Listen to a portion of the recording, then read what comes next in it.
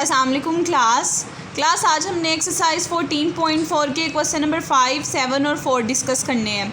Last lecture में मैंने आपको ग्रीन्स थ्योरम करवाया था। यहाँ पे भी आपका बेसिकली यूज़ ग्रीन्स थ्योरम ही होना है, लेकिन लास्ट लेक्चर में जो हमने फर्स्ट 3 क्वेश्चंस किए थे वो उसकी राइट हैंड साइड यूज़ करके किए थे। आज अगर हम देखेंगे कि अगर हमें ग्रीन्स थ्योरम की लेफ्ट हैंड साइड आ जाती है तो लेफ्ट हैंड साइड को कैसे सॉल्व किया जाता है। क्वेश्चन नंबर 5 जो है वो लेफ्ट हैंड साइड से रिलेटेड है। क्वेश्चन नंबर 5 में देखें आपको एक इंटेग्रल दे दिया हुआ है, एक्स वाई डी एक्स है plus y plus x d y है। आपको कहा गया है जो सी है वो बेसिकली एक सर्कल है और उसका आपको बता दिया हुआ है कि x square plus Y square equals to 1। इस टाइप का आपके पास सर्कल है। अगर कभी ऐसी सिचुएशन आ जाए कि ग्रीन्स थ्योरम जो है वो आपके पास सिंगल इंटेग्रल की फॉर्म में आ जाए, सिंगल क्लोज्ड इंटेग्रल की फॉर्म में, तो आपने लेफ्ट हैंड साइड के अंदर सब्सटीट्यूशन करनी होती है पोलर वाली और फिर उसको सॉल्व करना होता है। जैसे कि देखिए यहाँ पे जो आपको डायग्राम कही जाएगी बेसिकली आता हमेशा सर्कल का ही है। आपने उसकी इक्वेशंस याद करनी है, क्वेश्चन के अंदर से देख के आपने उसके रेडियस की वैल्यू पुट किया करनी है और उसके रिस्पेक्ट से सब्सटीट्यूशन बनानी है। आपको जब मैंने 13 चैप्टर करवाया था वहाँ मैंने बताया था जो सर्कल होता है वो आपके पास X square plus Y square equals to R square होता है। अगर आप इसके अंदर एक्स और वाई की वैल्यू देखें, एक्स आपके पास इक्वल होता है आर कोस थीटा के, वाई इक्वल होता है आर साइन थीटा के। तो यहाँ पे बेसिकली सर्कल की बात हो रही थी। आपने सबसे पहले बताया कि इक्वेशन ऑफ सर्कल के लिए जो एक्स होता है वो आर कोस थीटा होता है, जो वाई होता है वो आर साइन थीटा होता है। अगर आप इस इक्वेशन को इस इक्वेशन के साथ कंपेयर करें तो जो यहाँ से आर की वैल्यू निकलती है वो है 1। इसका मतलब है गिवन इक्वेशंस एक्स और वाई के अंदर आप आर की जगह 1 पुट करोगे तो ये x equals to cos theta बन जाएगा, y equals to sine theta बन जाएगा। अब एक्स वाई के साथ साथ हमें डी एक्स डी वाई की वैल्यू भी पता होनी चाहिए। डी एक्स का डेरिवेटिव लेंगे, कोस का derivative minus sine theta d theta, और Y equals to sine theta का derivative cos theta d theta आ जाएगा। अब एक्स और वाई के साथ साथ सेकंड चीज़ जो है, अब आप देखिए सारे का सारा काम थीटा की फॉर्म में चेंज हो गया। अब आपको थीटा की लिमिट पता होनी चाहिए। लिमिट आप यहाँ से देखेंगे, ये आपके पास एक कंप्लीट सर्कल है। अगर आप कंप्लीट सर्कल की बात करो वो 0 से आपके पास स्टार्ट होता है और वो वहीं पे आके स्टॉप कर देता है। यानी कंप्लीट सर्कल की जो लिमिट होती है वो आपके पास 0 से 2 पाई होती है।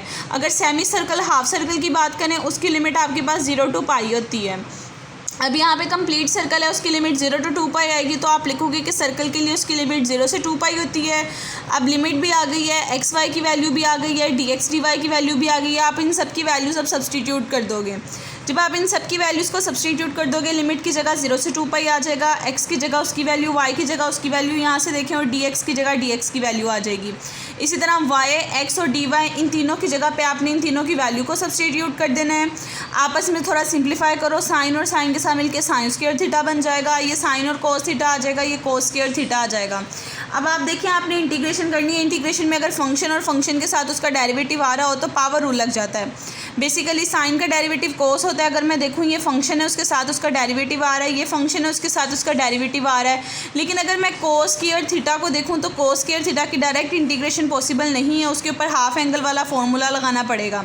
आप इसके ऊपर इसके हाफ एंगल वाला फॉर्मूला लगाओगे, वो आपके पास 1 + 2 cos थीटा 2 थीटा ओवर 2 होता है। तो आप इसके रिस्पेक्ट से जब इसका फॉर्मूला लगाओगे वो 1/2 + cos 2 थीटा बाई 2 बन जाएगा आपके पास।